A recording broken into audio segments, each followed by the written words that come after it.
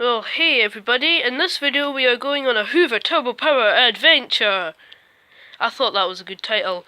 But anyway, I'm going to be showing you around my Hoover turbopower and everything cool and good about it. But first I thought I'd show you it working. I had to take a few spares off a few other turbopowers I had from the job lot. This was the best one because it had a properly good running motor in it. So I took a brush roller, another one and a suction channel, and I got some new belts. And what do you know, it works really well. Let's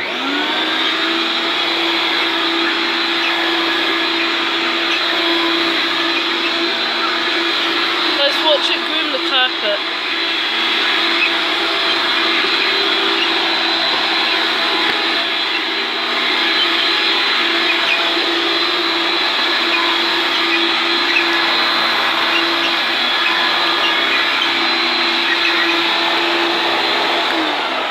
Anyway, the wheels weren't squeaking the other day when I last used it, so I don't know what's up there. But I'll pause and get it ready for a few shots of, well, showing you around the vacuum. So here is my Hoover turbopower 2. See, turbopower 2. It has got some paint on it, which I will be cleaning off. I have cleaned it up and polished it a bit. So I'll start at the bottom. There's some damage here on both sides. Some of us have been rubbed against something. Well, it was cleaned some edges. So here you have your height right control. There are your settings. I keep it on that. It's a wee bit weird, the adjustment. It doesn't work too well, so I'm just keeping it on the setting. Oh, I just hit the S7. Here's the brush roll. It has got a bit of string around it, but it's a good brush roll and it really does groom well. As you saw in the first shots, the carpet has been lovely and groomed. So it needed a new belt. That was the only new part I had to order. I got a pack of 2 good quality ones for 99p. That's Amazon. Sorry, A7. Let's see the post motor filter. Oh. It's a bit carbon dusty, but nothing to worry about. And then there's the air freshener slot. Haven't got an air freshener in, don't actually have any fresheners, I don't need them. And of course they are a bit chemically, they sometimes make my dad a bit sneezy. But at my grandparents' house, my grandmother loves them.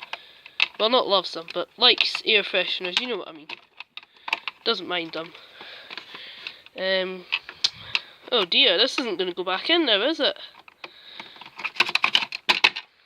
One moment. Okay, so that's that thing back in. Let's have a look inside here.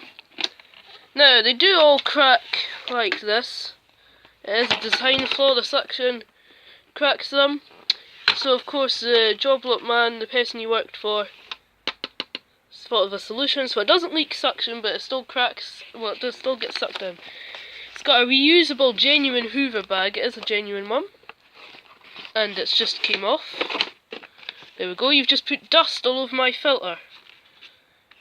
This video isn't going too well. Again, one moment.